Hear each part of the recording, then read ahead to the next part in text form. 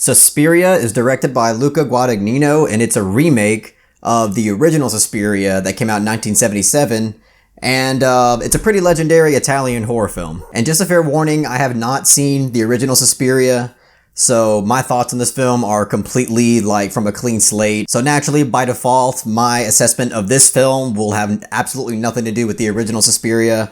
So if you came here to get a kind of grounded opinion on whether or not this is like the original, I'm not really your guy, but I did go with my cousin, and he is a huge fan of the original, and he came out saying that this was almost absolutely nothing like the original, so that's all I can really say about that. But I was still really excited to see this movie, despite the fact that I haven't seen the original, just because the trailer just looked like this film was shot in a really kind of slow-paced and really artistic way. When I first saw the trailer, I thought this really has the potential to be really captivating. I was also really excited to see this film too because the casting choices just seemed really intriguing. Tilda Swinton right off the bat, she's great in almost everything she's in, so she was obviously kind of one of the sellers for me. But Dakota Johnson, her being the lead actress in this film, I thought was really interesting, and I was actually kind of excited to see her try to act in something that isn't that 50 Shades of Grey bullshit. Chloë Grace Moretz is also in this film. She was pretty good for the time she was in it. She's really barely in this film, but when she's in it, she was pretty good. I was convinced by her performance. To be honest, I was still pretty skeptical about it because just the way that horror is marketed nowadays, you're not really sure if whether or not the product that's being advertised to you is actually what you're gonna get. But I still had a pretty good feeling that this was going to be a more artsy approach to horror just because the trailer seemed like it was marketing it towards people who just love that kind of indie art house approach. Now, with all that being said, I really dug this film quite a bit, and it was one of those rare occasions to where after the film's done, I really just didn't know what to say for a long time, and I had to let it sit and just take it all in because the film ends up throwing so much shit at you that you don't really expect. You expect some of it, but the way that it's executed, you kind of don't expect fully. And it just kind of slightly perplexed me, and that usually doesn't happen. And that being said, it also kind of frustrated me. I really dug this film a lot, but there's no doubt that it also kind of frustrated me.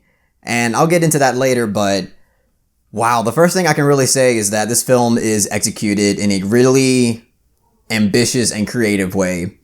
And I honestly don't think a lot of casual moviegoers are really gonna bite on this. I think that some might, if you're maybe a little bit more open-minded, that you might be into it, but I just don't think that they'll be able to really appreciate a lot of the stuff that this film did. But right out of the gate, one thing that I'll say that the film really impressed me on was the way that witches and witchcraft was captured. I've never seen a film capture it in such a unsettling way in the way that this film did. Very rarely do I actually feel genuinely unsettled, and it's the way the film captured this, it really felt immersive and it felt genuine. And I just really appreciated that in this film. And on top of that, just the way everything is shot, everything from the way that the story is structured, everything from the way that the film establishes its characters and ends with its characters, everything from its tone and atmosphere, it just feels very unconventional. But also, in terms of the aesthetic, it felt like some of it was trying to capture this very apparent 70s style. This film has plenty of moments where the camera will do that kind of manual zoom in, and the way it's shot just reminded me a lot of kind of 70s horror, or just kind of 70s filmmaking in general. And some of the score, again, not totally, but just kind of slightly has that 70s style sound to it at times. And that was just kind of a really cool thing to add on to the way that this film is uniquely crafted. This film is indeed, yes, a very art house approach to horror filmmaking. And just from somebody who just can't do anything else except appreciate, more unconventional approaches to filmmaking, this was really easy for me to cling to and really get on board with. And that being said, there were times when this movie started where I wasn't completely sold on everything. I was still just trying to figure out what this film was trying to do. But as the film progressed for me, I started really getting invested in its style, despite it kind of frustrating me a bit. And let me dive into what I mean when I say this film kind of frustrated me at times. It has to do with the way that the story is kind of directed and structured. Like, it's a very simple story, if you really think about it.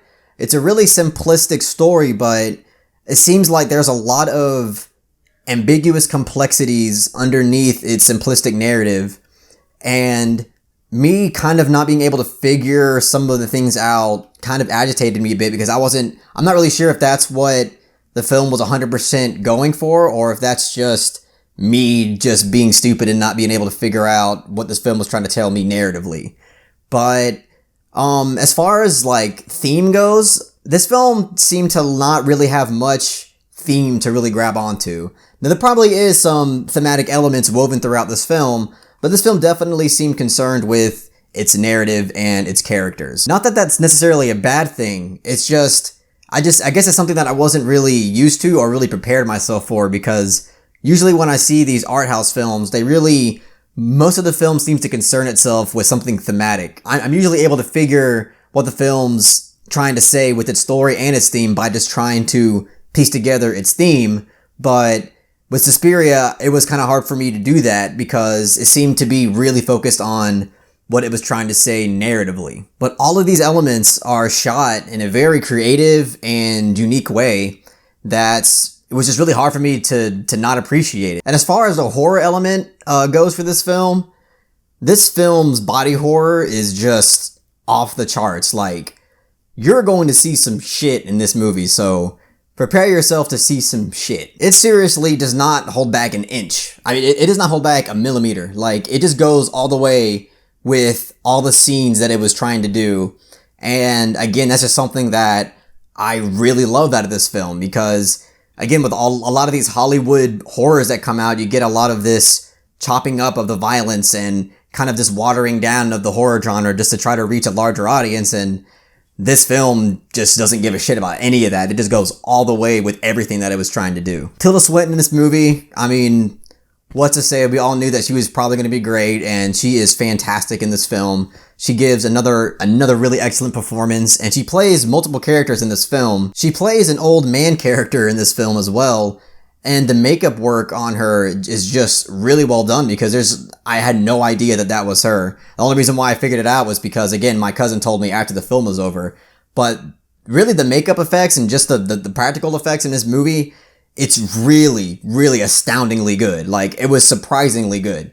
The amount of work, especially in the third act, just the amount of work and craft that went into these prosthetic effects, into all the makeup art is insane. Like, honestly, this film probably deserves Oscar nominations, not only probably for Tilda Swinton's performance, even though I'm 100% certain that that's not going to happen, but this also probably deserves an Oscar nomination just for its set design and also its effects, because some of these practical effects I guess also on top of the effects, the makeup, because some of the makeup and hairstyling in this movie is just, it's holy shit. It was definitely more than I thought I was going to get out of it. And like I said, one thing that I just love about this film was that it just goes all the way with everything it was trying to do.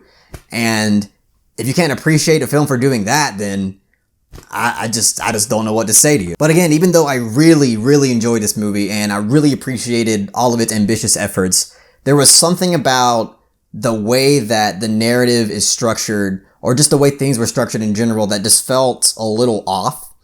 And it's kind of hard to put my finger on it. And that's why I had to kind of let it sit for a while, because I don't know if it's just me or if it's the film's fault. But it's just, there was something I just felt was off about it. And that's why it's kind of slightly bugged me. But all in all, I really enjoyed this film. It's certainly a really creative film that I think horror film lovers would probably get a lot out of, and just film lovers in general would get a lot out of. So I'm going to give Suspiria an 8 out of 10. Well, that's all I got to say about the new Suspiria. Thanks for checking out my review for this film, because I know that YouTube's absolutely flooded with all kinds of movie reviews, so the fact that you click on my review, that really means a lot to me. And if you really like what I had to say, please give it a thumbs up and share it amongst your friends. And don't forget to subscribe to the Misfit Pawn channel to be updated on more film-related content.